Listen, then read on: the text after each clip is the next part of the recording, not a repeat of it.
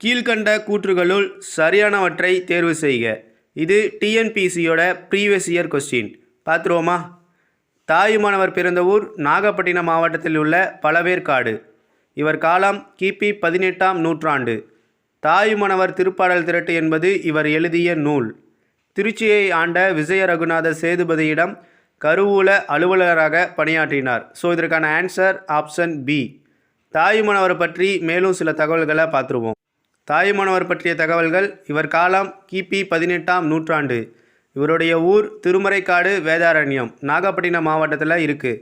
இவர் பெற்றோர் கேடிலியப்பர் கெஜவெளி அம்மையார், மனைவி மட்டுவார் குழலி.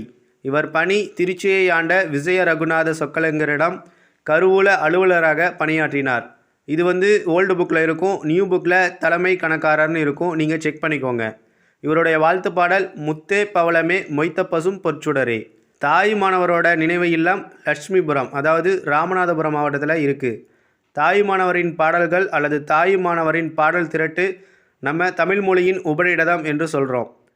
தாயுமானவரின் பாடல்களின் திரட்டு மொத்தம் 1452.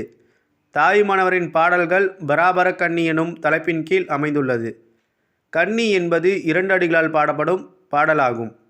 அன்பருக்கு பணி செய்வதே உண்மை தொண்டு அப்படின்னு சொன்னவர் தாயுமானவர். ஸோ உங்களுக்கான கொஸ்டின்: தாயுமானவர் முக்தி பெற்ற இடம் எது? இதற்கான ஆன்சரை கமெண்ட்ஸில் சொல்லுங்கள். நம்ம சேனலை சப்ஸ்கிரைப் பண்ணி வச்சுக்கோங்க.